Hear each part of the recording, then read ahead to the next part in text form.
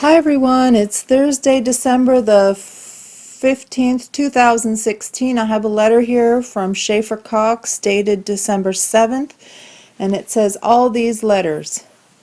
Bob Smiley says he just watched the video Liberty Advocate Framed by FBI, the Schaeffer Cox story by Michael Badnarik and Rick Wass. He also said he's handing out lots of business cards in North Texas with free Schaeffer Cox. I hope you all get a constitutional sheriff. One of those can really protect the people if they don't sell out. Bob wanted me to suggest some slogans for his street activism in support of Fija.org and jury nullification. I knew I could have fun with this. Here we go. No victim, no crime. Another one is, in a free country you get hauled into court for a crime of injury against your neighbor. In not free country, you get hauled into court for a crime of disobedience against the government. And next one is starve the beast, acquit your neighbor. Another one is Local 217 Police Union. We show up early to beat the crowds. Another one, only you can legalize freedom. Another one, judges are paid actors. Another one juror can veto tyranny. Another one, mercy is your job. Another one, if you want justice, go to a whorehouse. If you want to get screwed, go to a courthouse. Another one, if there's no victim, the defendant is the victim. Another one, judges have no compassion or common sense. Jurors do. Another one, veto tyranny. Another one, they want your permission to ruin a life. Another one, you are someone's only hope. Another one, the lawyers' union and judges are just shaking people down for money and creating bogus jobs for prison guards, and they won't stop until you stop them. Another one, each juror is morally liable.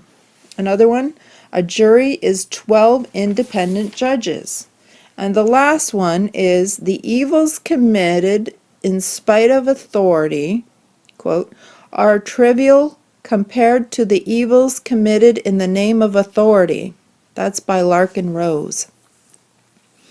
Then it says, I guess in the next letter, Lisa was excited to write me. She said she's glad I haven't lost my humor, even in this bad place. Yeah, the humor is always the last thing to go. That's why insane people are such a riot. She asks if I have a photographic memory. With some things I do, with mechanical things and with architecture. When I was designing and building homes in Alaska, I could always picture complex framing and structural details and remember them. It saved me a lot of time. I guess that photographic because I actually see it. But I couldn't spell correctly even if you had a gun to my head. I don't know why. I'm well read, I have a natural talent for writing, but I spell like a second grader. I told my secretary that bad spelling is how I authenticate my documents. If it's all spelled right, suspect it's a fraud. She asked for my thoughts on the Bundy Ranchers and the Native Americans protesting the pipeline in North Dakota. I think these cowboys and Indians need to figure out that they're on the same side. The globalists are the real enemy. They've betrayed all of humanity, including their own humanity. They cause control and power.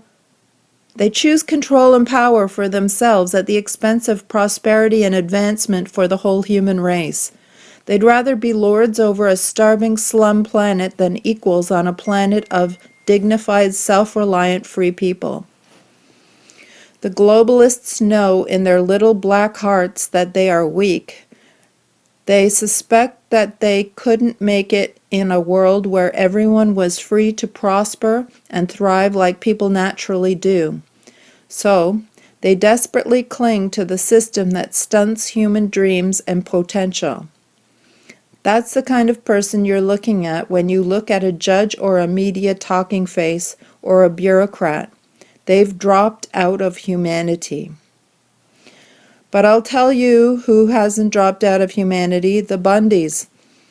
The tribes in North Dakota, Bob Smiley with his jury posters, Rudy with his YouTube videos, Gavin Syme with his traveling truth talks, and anyone else who'd rather take their chances than be a slave. God bless you all. Freedom is not just our optional right, it's our duty. We owe it to the legacy of mankind. We owe it to our Creator who gave us freedom as a gift to defend and keep that gift. I agree that global warming is a crock. It's just a hollow excuse to set up a worldwide tax and selectively choke people out who aren't humanity dropouts like the globalists. Just look at how China is putting the lie to use. They're starving out rural mountain farmers because yak farts stop the rain. I'm not joking, look it up. While at the same time opening dozens of new coal-fired power plants every quarter. It's not crazy, it's psychological warfare. The more absurd and contradictory their dictates are, the more demoralized and ashamed of yourself you'll be when you comply. And that's what they want, you demoralized and full of shame. That's what TSA is about, making people take their shoes and clothes off, implant a submissive, vulnerable self-image into Americans' upper middle class so they won't get any ideas about telling the dropouts to back the hell off and respect humanity or else. The dropouts are the ones behind the attack on gender roles too. They slut-shame women for being sexy and seductive. Seduction is where women's power comes from. The dropouts want women powerless. They browbeat men for being aggressive, masculine, and dauntless. Fearless courage and take-charge leadership is where men's power comes from. The dropouts want men powerless. They want a woman to be nothing but a drab, utilitarian workhorse who's alienated the men who would pursue her. They want men to be domesticated, feminized chumps who don't dream and never rock the boat. The dropouts want us to betray our humanity, waste our lives in mind-numbing busy work, and stand in line for a handout from them. Well, well, they've got another thing coming. They won't get that out of me, not even in 30 years of torture. I highly recommend a stint in prison for every American who wants to truly understand how the world works. If you can make it into the CMU, all the better, but it's kind of an exclusive neighborhood. What makes prison such a powerful educational experience?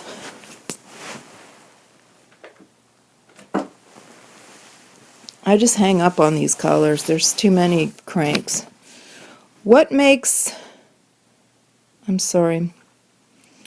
I highly recommend. What makes prison such a powerful educational experience is that it's a world where the government, the dropouts, get their way on absolutely everything.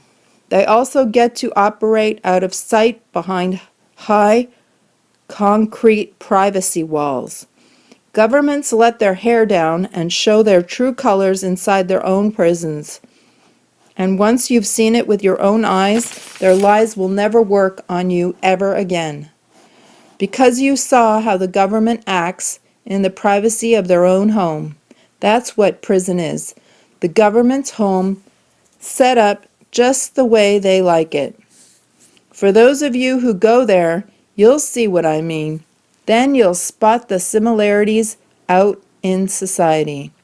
That's when you'll realize that it's do or die, and you'll become a fearless champion.